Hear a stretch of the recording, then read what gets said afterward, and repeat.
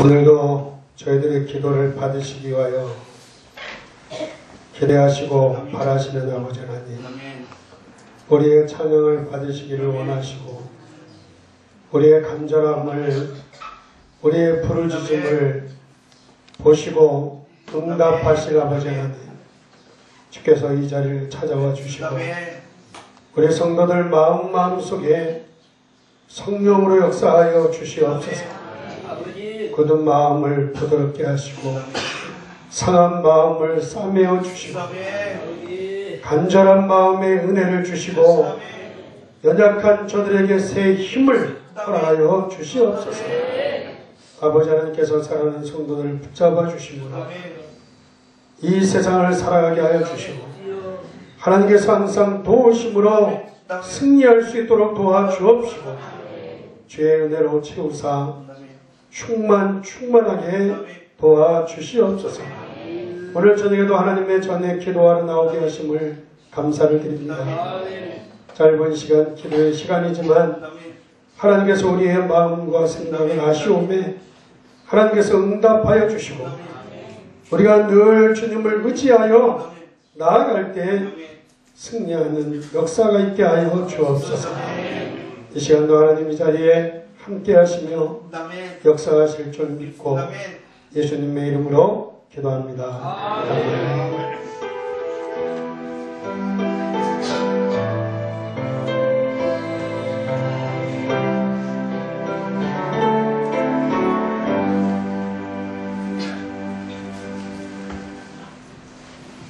두 손 들고 할렐루야. 우리 하나님께 영광이 갖고 있습니다. 앞뒤면하고 인사하세요. 반갑습니다. 사랑합니다.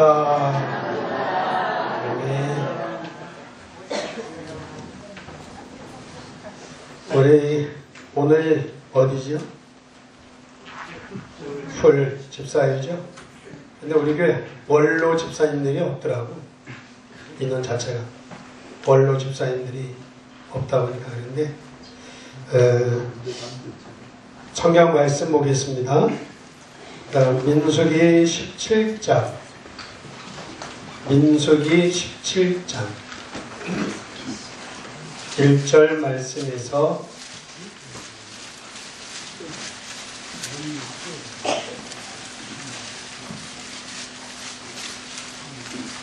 민수기 17장 1절 말씀에서 11절 말씀까지.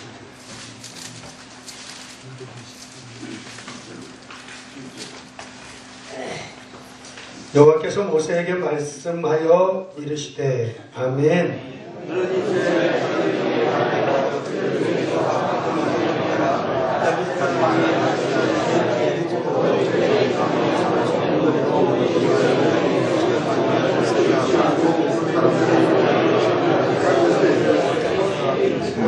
아멘. 레위의 지팡이에는 아론의 이름을 쓰라. 이는 그들의 조상의 가문에 각 수령이 지팡이 하나씩 있어야 할 것임이니라. 아멘.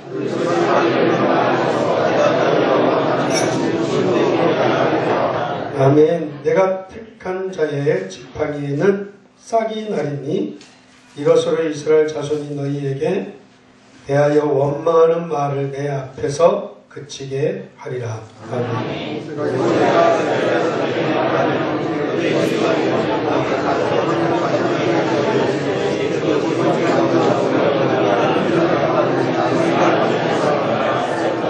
아멘. 모세가 그 지팡이들을 증거의 장막은 여호와 앞에 두었더라. 아멘.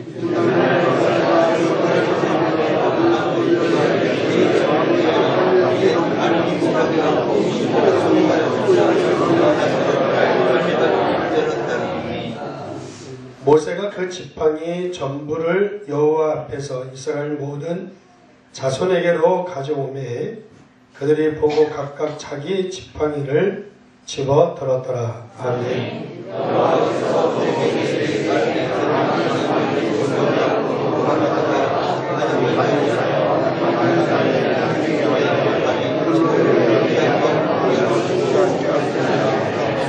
아멘. 모세가 곧 그 같이 하되 여호와께서 자기에게 명하신 대로 하였더라. 아멘. 아멘. 오늘도 주의 은혜와 하나님의 축복하심이 우리 가운데 함께 하시기를 주의 이름으로 축원합니다.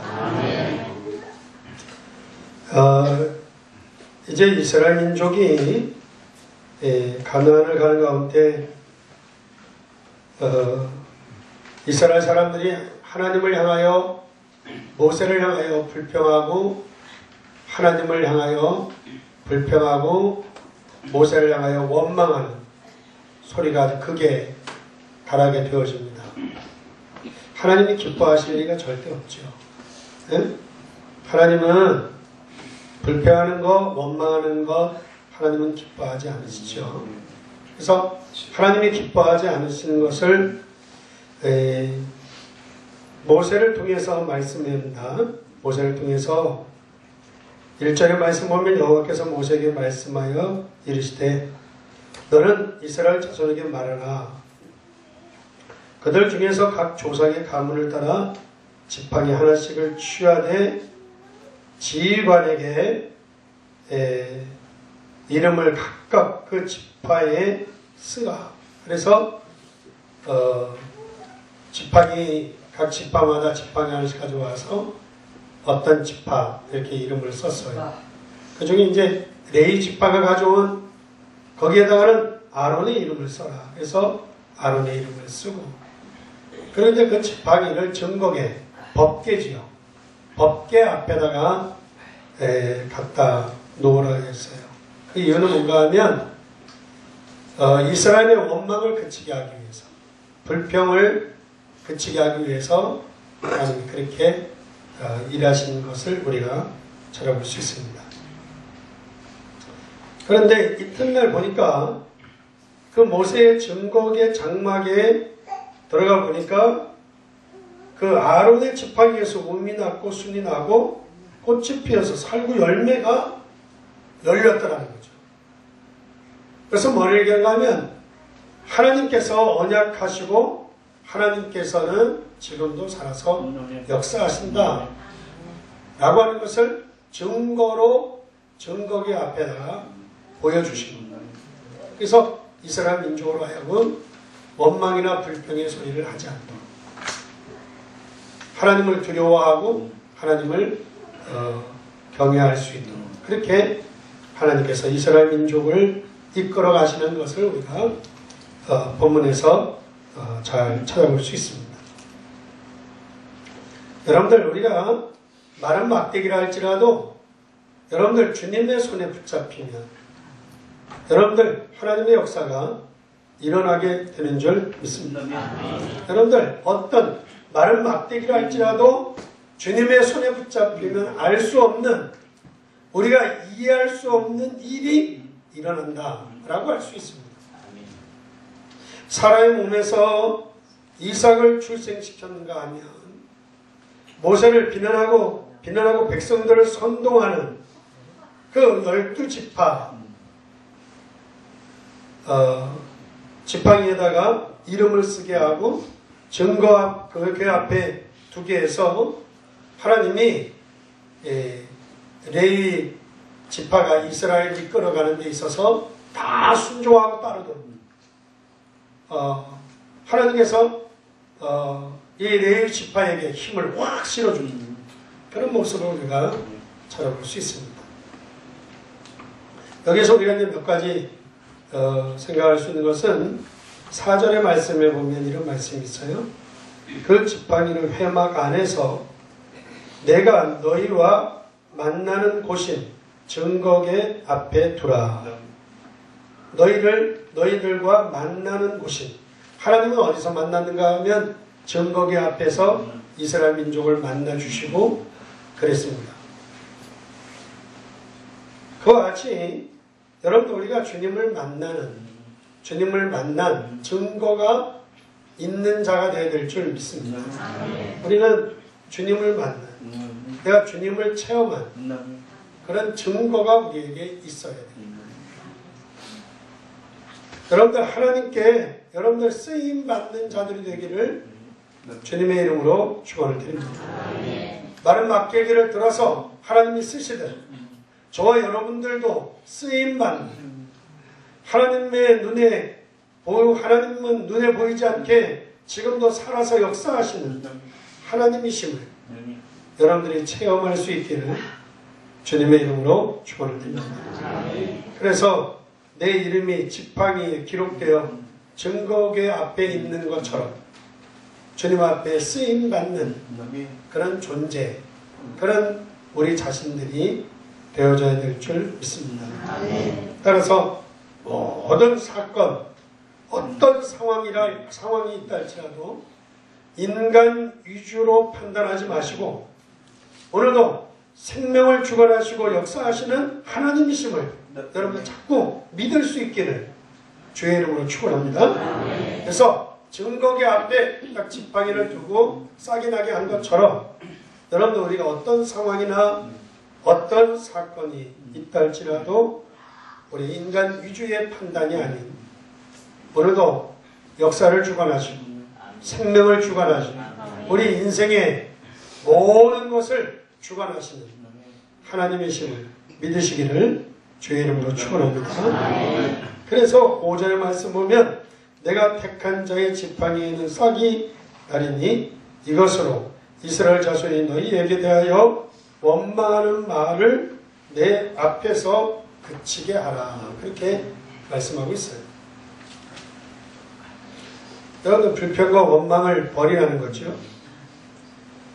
여러분들 우리가 어떤 공경에 처하든지 여러분들 우리가 어떤 사건이 우리에게 일어나든지 간에 그때그때마다 여러분들 원망을 그치고 불평을 그치고 하나님의 은혜를 구하시기를 주의 이름으로 축원합니다. 하나님, 내가 이런 어려움이 있는데 하나님의 은혜가 필요합니다.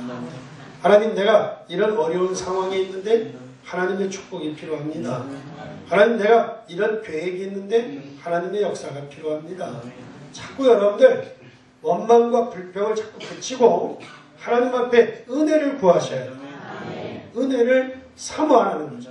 그래서 하나님, 지금 내가 이런 상황이 있는데 하나님께서 이 상황을 하나님이 도와주셔야 되겠습니다. 도와주셔야 되겠습니다. 그렇게 자꾸 하나님의 은혜를 구하고 하나님의 은혜를 찾고 여러분들이 바라면 하나님께서 우리에게 역사해 주실 줄 믿습니다. 따라서 우리는 교만하고 어리석은 생각을 버리고 여러분들 신앙의 우선을 항상 하나님, 나는 죄인입니다.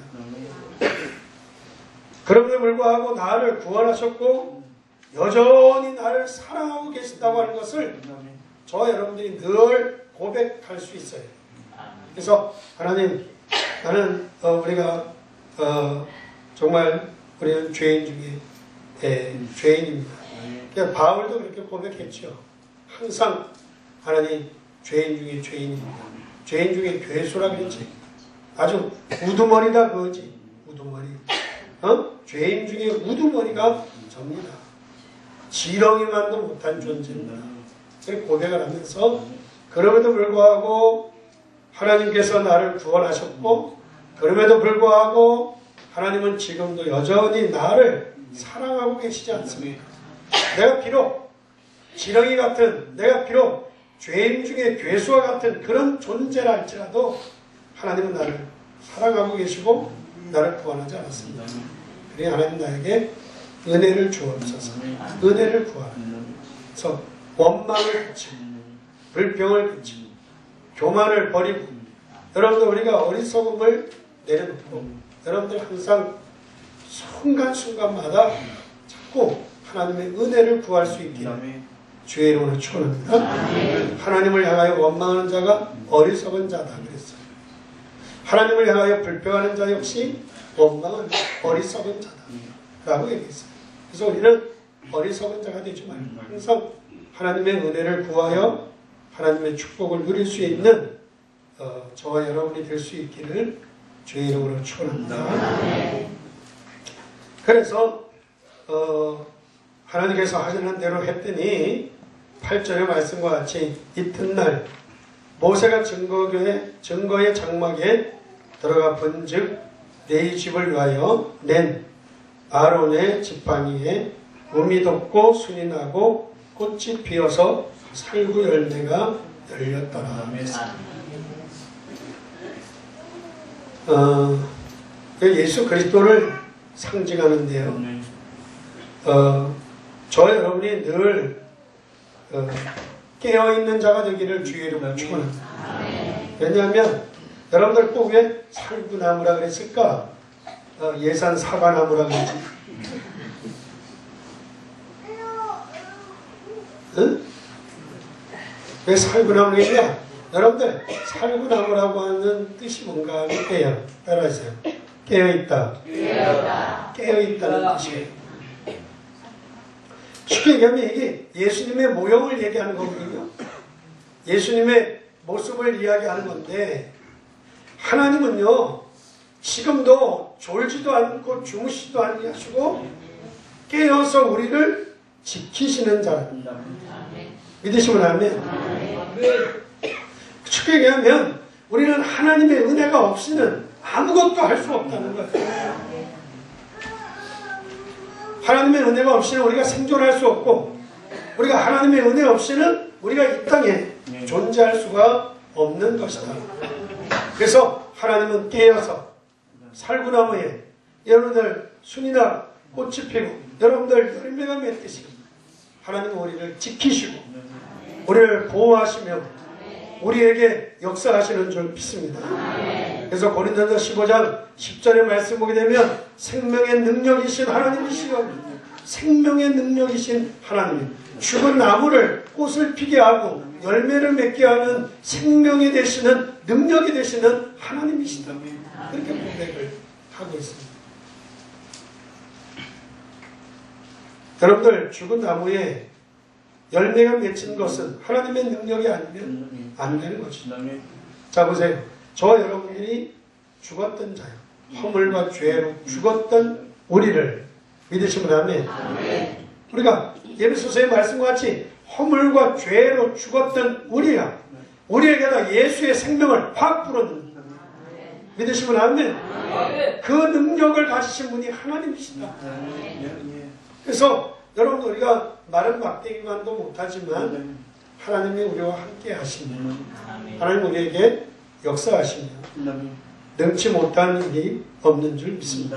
그래서 우리가 예수 그리스도를 믿는 순간 사망에서 생명으로 옮겼느니라. 사망, 죽음에서 생명으로 옮겼느니라. 이렇게 말씀한 것처럼 여러분들 우리는 늘 깨어있는 자가 되기를 주의 이름으로 축원합니다. 그러면서 10절의 말씀에 보면 여호와께서 또 모세에게 이르시되 아론의 지팡이 있는 증거계 앞으로 도로 가져다가 거기 간직하여 반역한 자에 대한 표징이 되게 하여 그들로 내게 대한 원망을 그치고 죽지 않게 할지니라. 항상 이스라엘 민족이 원망하다가, 여러분들 모세가 지팡이 위에 걸었던 놋뱀 역시도 원망하다가 불뱀에 물려서 불뱀, 여러분들 우리가 사단이요 우리를 교묘하게 파고들어옵니다. 원망할 때 한 사람 한 사람 물어서 다 죽인 거 아니에요? 그러니까 여러분들 사단이 속임수에 우리는 절대 속아서는 여기도 원망을 그치고 죽지 않게 하라. 모세가 곧 그같이 하되 여호와께서 자기에게 명령하신 대로 하였더라. 믿으시면 아멘. 하나님이 다 역사하셨다. 저 여러분들은 생명을 전달하는 자가 되어야 돼요.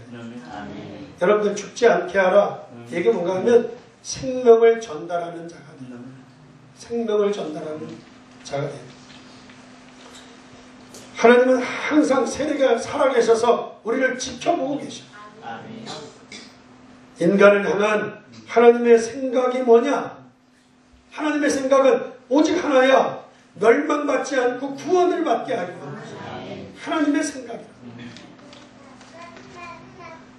하나님께서 하나님의 생각은 나는 나의 생각은 내가 너희들에게 생명을 주려 합니다. 생명을 주려 합니다. 저와 여러분들이 생명을 전달하는 자.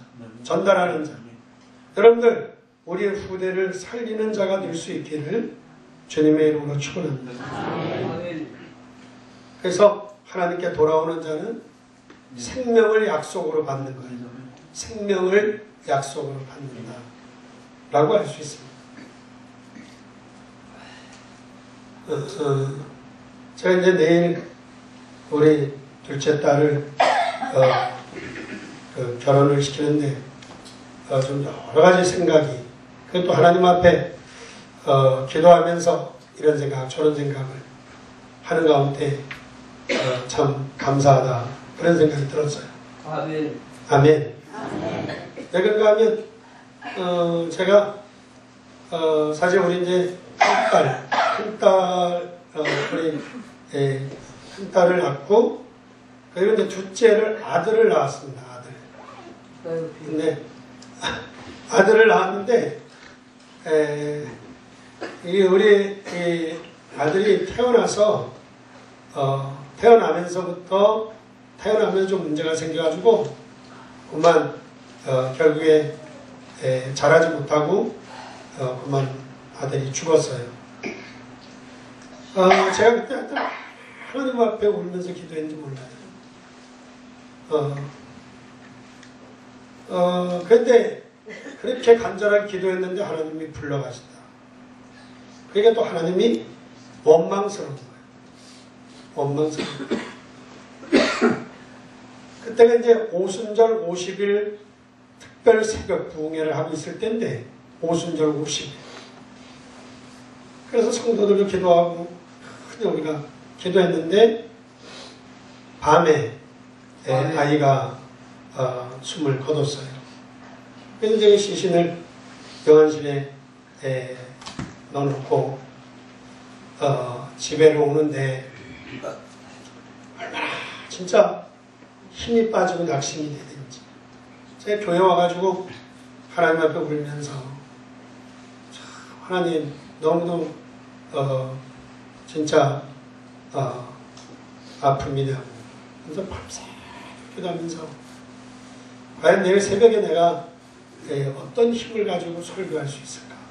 아주 이게 얼마나 무거운 짐이고 어려운지 몰라요. 새벽 이렇게 됐는데 소리는 들리지 않았지만 제 마음속에 네가 나를 사랑하느냐 하고 하는 진짜 청천벼락 같은 음성이 제 마음에 막 들려오는 거예요. 네가 나를 사랑하느냐. 내가 진짜 낙심도 되고 원망도 되고 내가 새벽에 설교할 힘도 없는 거야. 설교할 힘도 없고 자신도 없고 교인들 얼굴을 보기도 부끄럽고 하여튼 이게 얼마나 별 생각 별 마음이 다 드는 거야. 그런데 새벽에 됐는데 하나님이 저에게 네가 나를 사랑하느냐 라고 하는 음성이 그냥 막 크게 들리는데 제가 그때 하나님 앞에 그 자리에서 그냥 꼬꾸라져서 지금 사랑한다. 그런데 네가 나를 정말 사랑하느냐 사랑한다 그러니까 그런데 뭘 낙심하고 뭘 원망하고 뭘 불평하고 뭘 하느냐고. 나는 너를 위해서 내 아들을 십자가에 못 박아 돌아가게 하는 가운데 너를 구원했는다. 그럼 제가 그 하나님의 사랑, 구원의 은혜가 그날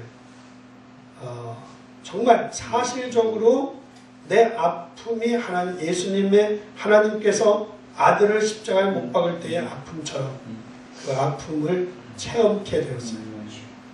그리고는 새벽에 나가서 말씀을 전했어요. 이거는 생명의 말씀입니다 라고 해서 하나님 말씀을 전하고 어쨌든 하나님이 그때부터 저의 목회에 더 큰 은혜를 부어주기 시작해서 그 해에 그 해에 새 가족이 100명이 들어왔어요. 개척교회 100명이 들어오면 여러분들 기적도 그런 기적이 없어요. 그러니까요, 교회가 확 들어있어요. 그래서 내가 그때 하나님의 사랑을 깨달았어요. 그러면서 어쨌든 자녀도 하나님께서 축복하셔야 되는 거구나. 또 자녀들에게도 내가 복음을 정확하게 전달해야 돼. 어릴 때부터. 왜? 하나님이 언제 부르시면 누구나 다 가는 거구나. 자, 그래서 그때부터 우리 아이들에게 복음에 대한 가장 쉬운 깨는 어떻게 설명했냐? 야, 하나님은 하늘에도 계시지만 하나님은 너의 마음에도 계셔. 그래서 너는 아빠의 아들이기도 하지만 하나님의 아들이기도 해. 그래서 아빠가 옆에 있을 때는 아빠가 너를 도와주지만 아빠가 너의 곁에 없을 때는 하나님이 너를 도와줄 거야. 그래서 아빠가 있을 때 아빠를 부르면 아빠가 너에게 도움이 되지만 아빠가 없을 땐 나를 아무리 불러도 아빠는 너를 도울 수가 없어. 그런데 하나님이 너를 도울 거야. 그리고 하나님은 너의 마음에 계셔.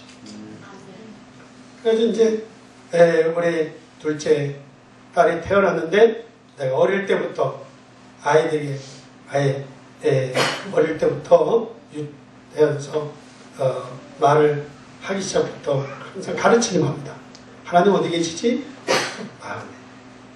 잘했다. 그리고 이것도 기쁘니까 그렇게 기쁘니까 물 때마다 하나님 어디 계세요? 마음에. 그래. 하늘에도 계시고 마음에도 계시고 하늘에도 계시고 마음에도 계시고 그거를 계속 아이에게 그랬어요. 어느 날이었어요. 어느 날 주일 대예배 주일날인데 일부 예배를 마치고 제가 방에 들어왔더니 우리 집사람이 여보 우리 예인이가 이상해요. 나뭐 그래. 어디 있는데? 저 방에 있었다고. 방에 가니까 방에도 없어요. 막 찾았어. 막 찾는데 아이가 없는 거예요. 근데 지하실에 내 사무실이 있었는데 교회 지하실에 사무실이 있었는데 사무실에 갔더니 내 의자에 애가 이렇게 턱 걸쳐 있는데 보니까 애가 죽은 거예요. 혼수 상태인 거예요. 땀을 막 쫙 흘리고 애가 완전히 기절해가지고 있는 거예요. 제가 이제 아이를 하나 잃었던 그런 경험이 있잖아요. 근데 그 아이를 보는 순간 진짜 가슴이 막 철렁한 거예요. 딱 들으니까 아이가 축 늘어졌어요. 그래서 아이를 싣고 병원으로 달려가는데 계속 깨웠어요. 팍 두드리고 때리면서 깨우니까 겨우 대답을 하는 거예요. 그래서 병원까지 가면서 그게 한 20분 이렇게 되는 거리인데 그게 얼마나 길었는지 몰라요. 가면서 예인아 하나님 어디 계시냐? 하나님 어디 계시냐? 하나님 어디 계시냐? 그 말만 수백 번 물은 것 같아. 깨우면서 막 하나님 어디 계시니? 하나님 어디 계시니? 하나님 어디 계시니? 근데 이놈이 그 혼수 상태에 있으면서도 가면서 계속 한마디도 한 번도 어기지 않고 마음에 그 말만 하는 거예요. 그래서 병원에 도착을 해서 응급실에 들여보내고 우리 집사람 보고 지키고 있으라 그리고 저는 또 2부 예배 설교하러 와야 되는 거예요. 설교하러. 그래서 2부 예배 설교하러 두고서 응급실에 집어넣고는 그리고 오면서 제가 그런 기도를 했어요. 하나님, 생명의 주인은 하나님이시니 하나님이 뜻하신 대로 하시겠지만 하나님 어쨌든 우리 아이가 마음속에 하나님 계심을 믿으니 천국에서 만나게 될 줄 믿습니다. 그리고 하나님께서 고쳐 주시옵소서. 그리고서 오면서 울면서 기도하고 울면서 혼자 차를 몰고 오면서 울면서 기도했어요. 그래 와가지고 전혀 아무 일 없는 것처럼 2부 예배 설교를 하고 설교 끝나자마자 전화를 했지. 전화했더니 깨어났다 그러더라. 할렐루야. 깨어났다 그래. 그래서 깨어났다 그래요. 그래서 그 아이가 깨어나가지고 어쨌든 그 뒤로 한 2번 정도 또 그런 아주 아파가지고 병원에 싣고 뛴 적이 응급실에 뛴 적이 있는데 어차피 커서 우리 뭐 시집을 가겠다고 하니까 생각이 참 하는 생각이 들더라고. 우리 자녀들에게 뭐를 전달해 줄 것이냐. 생명밖에 없어. 믿으시면 안 돼요. 그래서 우리가 생명을 전달해 줄 수 있어요. 아이에게 생명을 전달해 줄 수 있어요. 우리의 후대를 살리는 자가 되어야 될 줄 믿습니다. 여러분들 하나님께 돌아오는 자는 다 생명이 약속되었듯이 우리의 자녀들에게 우리의 자손들에게 내가 뭐를 전달할 것이냐. 오늘 본문의 말씀처럼 생명을 전달합니다. 여러분들 저와 여러분들이 꼭 이런 믿음의 유산을 남길 수 있는 저와 여러분이 될 수 있기를 주의 이름으로 축원합니다. 따라서 하나님께 우리가 늘 두려움으로 신앙생활하는 것을 우리의 자녀들에게 늘 보여주는 거죠. 그리고 구원을 이루라. 오늘 본문의 말씀처럼 그 죽지 않게 하라 라고 한 것처럼 디모데후서 1장 7절에 구원을 이루라 라고 말씀한 것처럼 구원을 이루어가는 저와 여러분이 될 수 있기를 주의 이름으로 축원합니다. 기도하겠습니다.